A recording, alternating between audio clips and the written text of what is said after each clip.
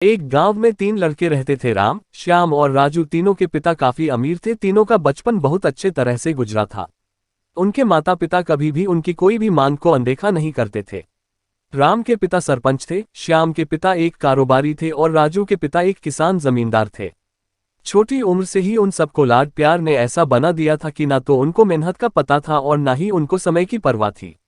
अक्सर वह सारा दिन बस घूमते रहते थे। नशे और अन्य भोगविलास में डूबे रहते थे, जिससे उनके गांव वाले भी दुखी थे। सरपंच और बड़े लोगों के बच्चे होने के कारण उनकी कोई शिकायत कर पाने की हिम्मत नहीं कर पाता था, जिससे उनका मनोबल और बढ़ गया था। एक दिन उनके गांव में बहुत तेज बारिश हुई, जिससे सब लोगों को नुकसान हुआ, जिसमें इन तीनों के पिता भी थे। लेकिन इतना कुछ होने के बाद भी उनके बेटों का वही हाल था। वो बस घूमते रहते, नशा करते, भोगविलास करते रहते थे। माँ बाप काफी चिंतित रहा करते थे। ये तीनों भले ही कितने गंदे थे, लेकिन इन तीनों के अंदर एक खास बात थी जिसकी पहचान किसी को नहीं थी और उनको खुद को भी पता नहीं था। राम एक बहुत अच्छा नेता प्रतिपक्ष था, क्योंकि अपने पिता के पास रहते हुए उसको इसका काफी ज्ञान हो गया था, क्योंकि उसके पिता सरपंच थे। श्याम भी इस तरह से बिजनेस की समझ रखता था, क्योंकि उसके पिता एक कारोबारी थे और राजू खेती का काम जानता था, क्योंकि उसके पिता जमींदार थे।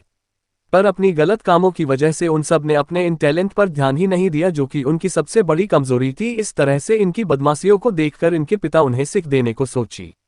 तीनों पिताओं ने आपस में बात करी और उसका एक हल निकाला। तीनों पिताओं ने अपना अपना काम अपने अपने बेटों को सौंप दिए, जिससे उनको समय की कदर का पता लग सके। तीनों के पिता ने एक वसीयत बनाई, जिसमें ये लिखा था कि 1 वर्ष के अंदर इन तीनों को 10 लाख रुपए कमा कर देने होंगे, जो बिना किसी गलत काम करके कमाए गए हो, और तीनों को अलग अलग स्थान पर रहना था। इन तीनों को 5-5 लाख रुपए भी दिए गए, ताकि उनको अपना काम स्टार्ट करने में दिक्कत ना हो। पहले तो सब खुश हो गए कि हम आज़ाद हो गए, हमको पैसे मिल गए, और ऐसा सोच करके इन्होंने फिर से काफ़ी समय मौज मस्ती करने में लगा दिया। इस तरह से 6 महीने बीत गए और इनका काफ़ी सारा नुकसान भी हुआ। फिर एक दिन अचानक उनको एहसास हुआ कि अगर हम शर्त हार गए तो हम अपनी अपनी जायदाद खो बैठेंगे। धीरे धीरे उनकी चिंता बढ़ने लगी। एक दिन वो इसी उधेड़-धुन में एक पार्क में बैठे थे और कुछ डिस्कस कर रहे थे कि उनको एक छोटी सी लड़की मिली। वो फूल बेच रही थी और साथ में पढ़ भी रही थी। तीनों लोग उस लड़की के पास में गए। तभी राम ने लड़की से बोला, बेटी आपकी उम्र क्या है? तो लड़की ने जवाब दिया कि मैं 12 साल की हूँ। अंकल, इतना सुनते ही राम ने आचार्य से पूछा कि आप इतने छोटे होकर के खेल नहीं रहे हो? इस पर लड़की ने जवाब दिया कि मेरे पापा अब इस दुनिया में नहीं है और माता बीमार रहती है, इसलिए मैं ये काम करती हूँ। ये सुनकर राम ने अपना पर्स निकाला। उसके पास जो भी पैसे बचे थे वो उस लड़की को देने लगा। उसके बाद लड़की ने बोला, अंकल आप भी फूल ले लो, मुझे बहुत खुशी होगी, क्योंकि मैं अगर आपसे फ्री में पैसे ले लूंगी तो फिर मेरा पढ़ाई में मन नहीं लगेगा, मैं काम चोर बन जाऊंगी, क्योंकि यही समय है जिस समय मैं अपना भविष्य लिख सकती हूँ। राम ने उस लड़की से सारे फूल ले लिए और तीनों घर लौट आए। उस फूल वाली लड़की का उन तीनों लड़कों पर बहुत गहरा प्रभाव पड़ा। रात भर उन तीनों ने उस बच्ची के बारे में सोचते रहे और उन्हें एहसास हुआ कि वो तीनों कितने गलत थे। तीनों ही दोस्तों को एहसास हुआ कि आज भी उनके पास 6 महीने का समय है अपने पिता के दिए गए काम को पूरा करने का और भविष्य बनाने का।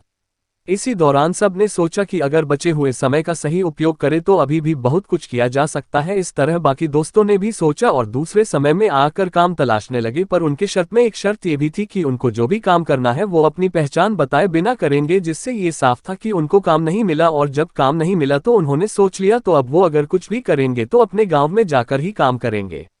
भले ही उनके पिता कुछ भी सोचे, लेकिन फिर भी अपने गांव में जाएंगे और अपने गांव में कुछ नए काम करेंगे, भले ही उनको अपने पिता के वसीयत ना मिले। तीनों लड़के अपने गांव में फिर से आए और अपने अपने पिताओं से जाकर के मिले और उन्होंने अपने अनुभव के बारे में बताया और बोला कि वो आगे से ऐसी गलती नहीं करेंगे और वो उन्हें माफ कर दे। लेकिन पिता तो शर्त पे ही अड़े थे। लड़कों को कोई दया नहीं मिली। तीनों को फिर से दुख हुआ कि तीनों को अपनी गलती की एहसास होने के बाद भी उनके पिता उनका सपोर्ट नहीं कर रहे हैं, और फिर से वो रात भर सोचते रहे कि अब क्या किया जाए। तीनों ने मिलकर एक स्कीम निकाली। राम अपने मित्रों के साथ में मिलकर लोगों की प्रॉब्लम को सुलझाने लगा, जिससे उसको गांव की समस्याओं का ज्ञान हुआ। इसी तरह श्याम भी गांव के विकास के लिए नए नए तरीके सीख गया और राजू को किसानों और बीजों का ज्ञान हो जाने से उसको काफी फायदा हुआ। तीनों ने मिलकर अपने बाकी पैसों को सही ढंग से सही जगह लगाकर गांव को एक नया रूप दे दिया। उनकी कड़ी मेहनत से गांव के लोग क्या, दूसरे शहरों के लोग भी उनकी तारीफ करने लगे। उनका गांव तरक्की करने लगा। नई तकनीकों के कारण हर वर्ग के लोगों से उनका जुड़ाव होने लगा और एक समय आने के बाद उनके पिताओं ने भी उनको माफ कर दिया। इस तरह से दोस्तों, उन तीनों को समय की कीमत का अंदाजा हुआ कि पहले वो कितना समय बर्बाद कर रहे थे, लेकिन जब से उनको समय की कीमत का अंदाजा हुआ तब से उन्होंने समय को बर्बाद नहीं किया और काम करके पैसा कमाया। नाम कमाया और ये सीखा ईमानदारी से जिंदगी कैसे जीते हैं। दोस्तों, कुल मिलाकर कहने का मतलब यही है कि आप सभी समय को बर्बाद ना करें। अगर ये समय आपके हाथ से निकल गया तो कुछ नहीं कर सकते हैं, और हाँ, समय के पास इतना समय नहीं है कि वो आपको दोबारा समय दे। समय बर्बाद करने का हजारों तरीका है, लेकिन आप ऐसा कोई तरीका चुनिए जो आपकी जिंदगी बदल दे, इस समाज की जिंदगी बदल दे, इस देश का भविष्य बदल दे। मुझे उम्मीद है कि ये स्टोरी आपको अच्छी लगी होगी। दोस्तों, सक्सेस मेंटर यूट्यूब चैनल को इतना सपोर्ट करने के लिए बहुत बहुत धन्यवाद। अपना ख्याल रखिए, जिंदगी में आगे बढ़िए और अपनी कड़ी मेहनत से देश में खुद के नाम के साथ साथ दुनिया में भी देश का नाम कीजिए।